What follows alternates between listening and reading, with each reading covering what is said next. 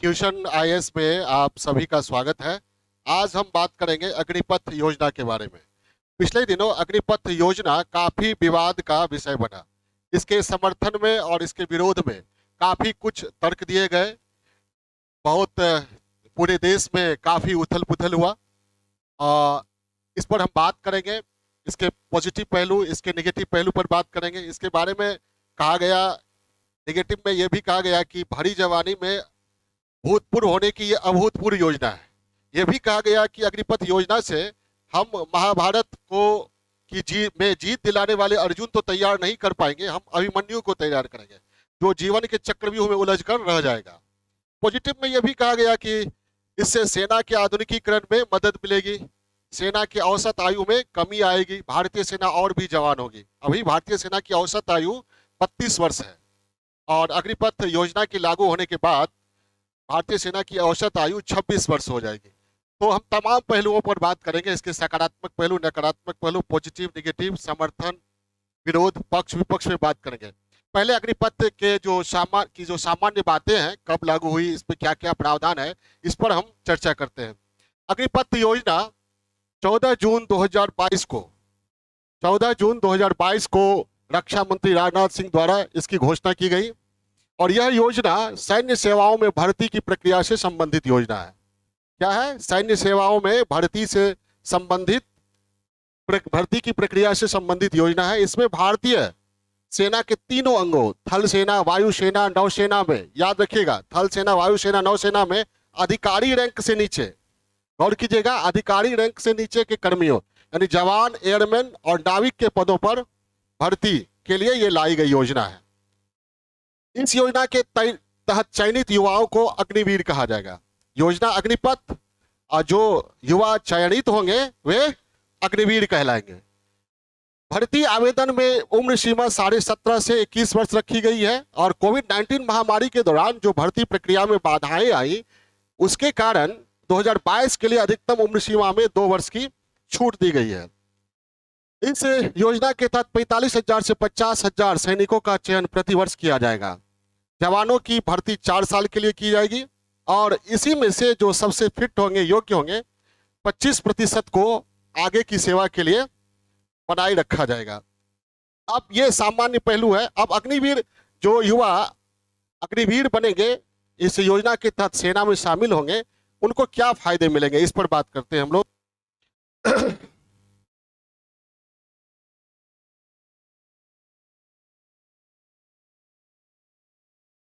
सैन्य सेवा में 4 वर्ष पूर्ण होने पर अग्निवीरों को 11.71 लाख रुपए का एकमुश्त सेवा निधि पैकेज का भुगतान किया जाएगा। 4 वर्ष के लिए 48 लाख रुपए का जीवन बीमा कवर मिलेगा। सेवा काल में मृत्यु के मामले में भुगतान न किए गए कार्यकाल के लिए वेतन सहित 1 करोड़ रुपए के अधिकतम राशि मिलेगी और सरकार 4 साल बाद सेवा छोड़ने वाले सैनिकों के पुनर्वास में सहायता करेगी। उन्हें कौशल प्रमाण पत्र, ब्रिज कोर्स प्रदान किए जाएंगे। अग्निवीरों के लिए ग्रेजुएशन डिग्री कोर्स शुरू होगी जिसे देश विदेश में मान्यता मिलेगी। गृह मंत्रालय की घोषणा के बाद 4 वर्ष, घोषणा के अनुसार 4 वर्ष बाद योग्य अग्निवीरों को CAPF, central armed police force, केंद्रीय पुलिस बल में और आसाम राइफल्स में भर्ती प्रक्रिया में प्राथमिकता दी जाएगी। उनके लिए 10% सीटें आरक्षित की गई हैं।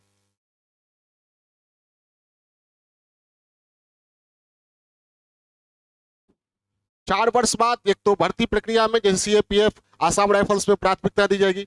कई सरकारों ने जैसे यूपी, एमपी, उत्तराखंड, हरियाणा, आसाम में अग्निवीरों को पुलिस एवं पुलिस बल के सहयोगी बलों में समाहित करने में प्राथमिकता देने की घोषणा की गई है। 4 साल बाद कई बड़ी कंपनियों जैसे महिंद्रा ग्रुप है, बायोकॉन लिमिटेड है, अपोलो हॉस्पिटल समूह है आदि ने अपने यहाँ इन अग्निवीरों को नौकरी देने की घोषणा की है।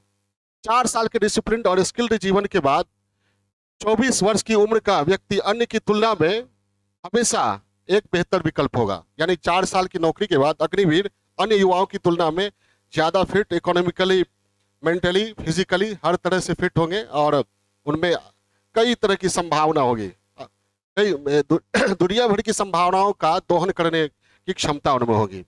अब हम, ये सामान्य पहलू था, 4 साल में क्या उनको मिलेगा, 4 साल बाद क्या लाभ मिलेगा, ठीक है, उनकी भर्ती की उम्र सीमा वगैरह वगैरह। अब इसके लाभ क्या है, सकारात्मक पहलू क्या है, पक्ष में क्या तर्क दिए जाते हैं, उस पर हम बात करेंगे।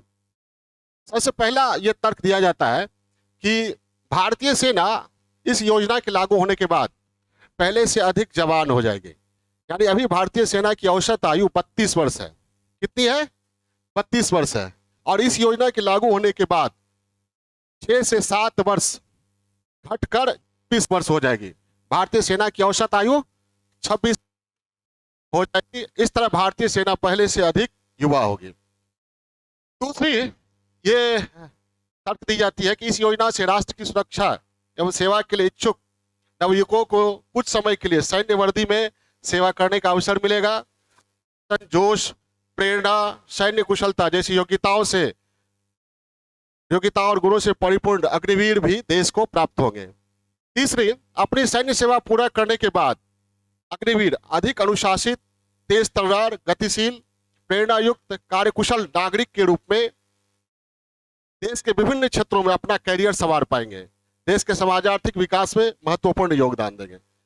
चौथी बात यह कही जाती है कि जब सेवा में रहेंगे अग्निवीर तो सीमा सुरक्षा में तत्पर रहेंगे, और जब सेवा में नहीं होंगे तो आंतरिक सुरक्षा में वे सहायक होंगे। आंतरिक सुरक्षा के लिए क्रांतिकारी सिद्ध हो सकते हैं। और एक जो महत्वपूर्ण बात सरकार के द्वारा कही गई है, यह समर्थन में यह कहा जाता है, वह यह कि पेंशन पर होने वाले व्यय, अभी पेंशन पर बहुत व्यय होता है, सैन्य खर्च का अधिकांश पेंशन पर व्यय होता है, उसका उपयोग, उसमें कमी आएगी और उसका उपयोग सशस्त्र बल के आधुनिकीकरण में किया जाएगा। जैसे सरकारी आंकड़ों के अनुसार कहा जाता है कि 50% से अधिक खर्च पेंशन पर ही हो रहा है, और जो वन रैंक वन पेंशन के लागू होने के बाद यह खर्च और भी बढ़ गया है।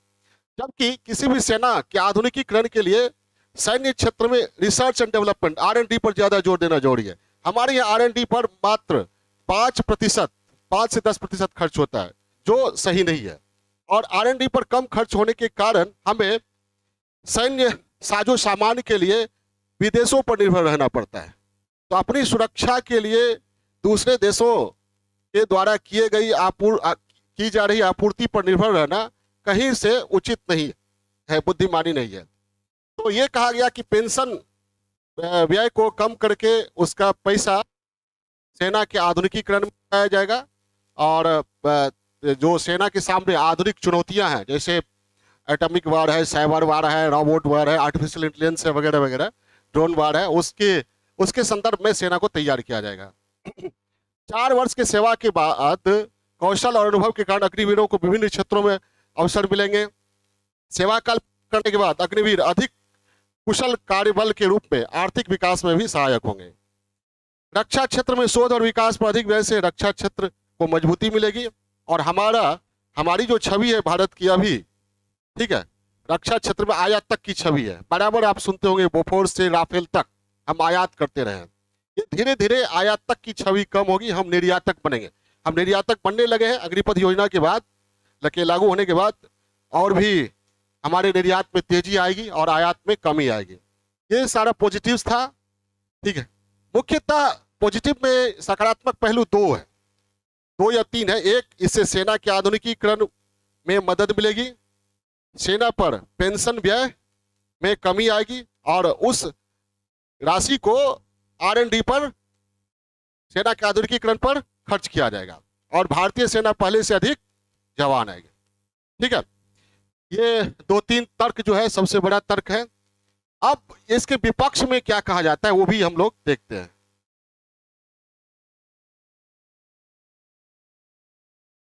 इसके बाद ये कहा जाता है कि इस योजना के विरोध में, इस योजना के जरिए भारतीय सेना अनुभवहीन सैनिकों की फौज हो जाएगी। 4 साल बाद अग्निवीर तकनीकी युद्ध कौशल से बेहतर तालमेल बिठाने की स्थिति में होंगे, तो उनमें से अधिकांश को आगे जाने के बजाय पीछे हटना पड़ेगा। केवल 25% बने रहेंगे, बाकी 75% सेना से बाहर हो जाएंगे। तो कहा जाता है कि इस तरह जो बहाली होगी, तो इससे ये कहा जा रहा है कि महाभारत जीतने वाले अर्जुन तो नहीं मिलेंगे, बल्कि यह योजना अभिमन्यु तैयार करेगी। ठीक है, और जो जीवन के चक्रव्यूह में उलझ कर रह जाएंगे, ना इधर के रहेंगे ना उधर के।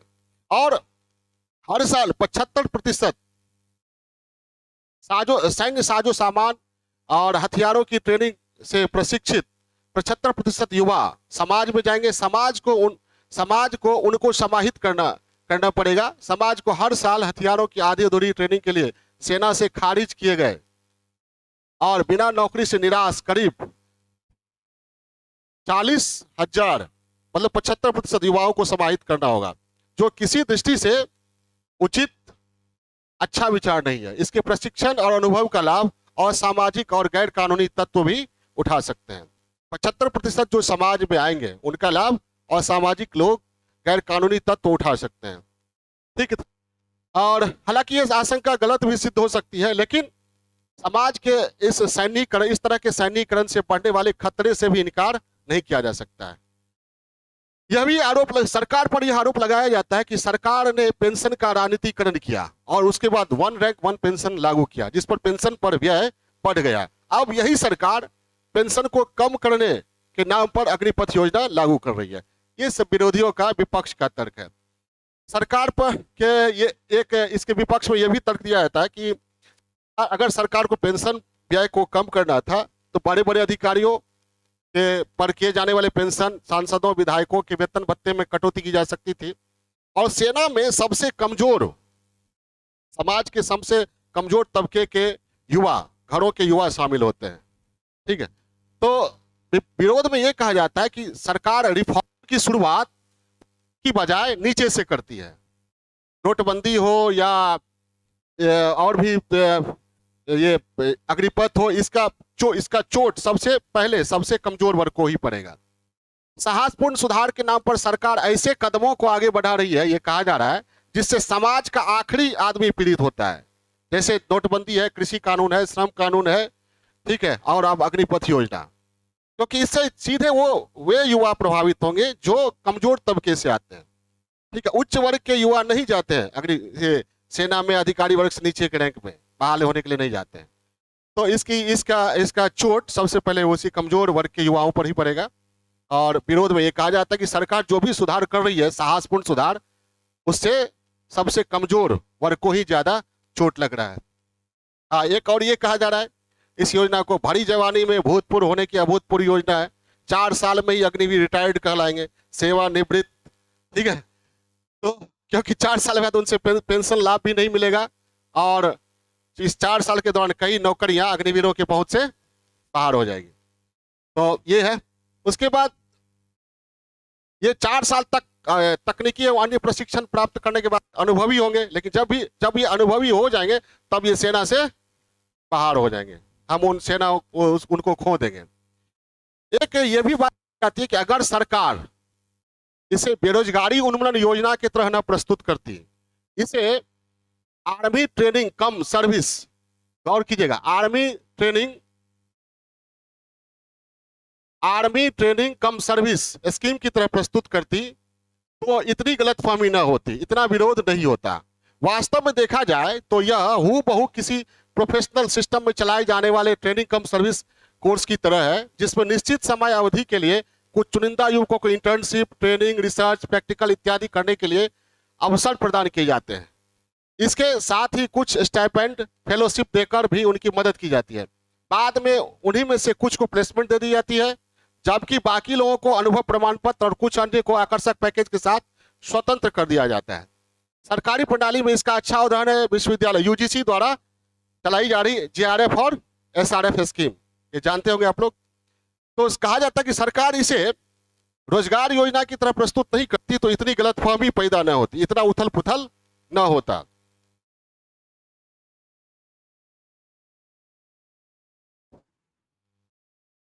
रोजगार योजना की तरह प्रस्तुत करने पर यह गलतफहमी पैदा होती है कि क्या सरकार अब सेना को भी ठेके की नौकरियों के सहारे छोड़ देगी। और जब सेना को भी ठेके की नौकरियों के सहारे छोड़ेगी तो हो सकता है सब कुछ में बहाली ठेका पर होने लगे, संविदा आधारित नियोजन होने लगे। तो ये सारी आशंकाओं के कारण इतना उथल पुथल हुआ, विरोध हुआ। कुल मिलाकर देखा जाए, हम कंक्लूड करेंगे, कुल मिलाकर देखा जाए तो इस योजना की सीमाएं हैं, नो डाउट, लेकिन सकारात्मक पहलू अधिक। सीमाएं हैं लेकिन सकारात्मक पहलू अधिक है। 4 साल की सेवा के बाद अग्निवीर युवा प्रशिक्षित, अनुभवी, आर्थिक रूप से समर्थ, उद्यमशील जोखिम लेने की साहस और अनंत संभावनाओं से भरपूर होंगे। उनके लिए संघ लोक सेवा आयोग, राज्य लोक सेवा आयोग सहित कई सरकारी नौकरियों एवं निजी क्षेत्र में कई अवसर होंगे।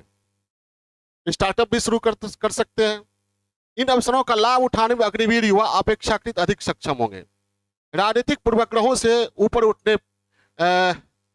उठकर देखने पर यह योजना कुछ सीमाओं के बावजूद सेना को के आधुनिकीकरण एवं सेना को अधिक युवा बनाने, वर्तमान चुनौतियों जैसे स्पेस वार, रोबोटिक वार, साइबर वार, आर्टिफिशियल इंटेलिजेंस, ड्रोन वार, बायोलॉजिकल वार, स्टार वार आदि से निपटने में सक्षम बनाने में यह योजना सहायक सिद्ध होगी।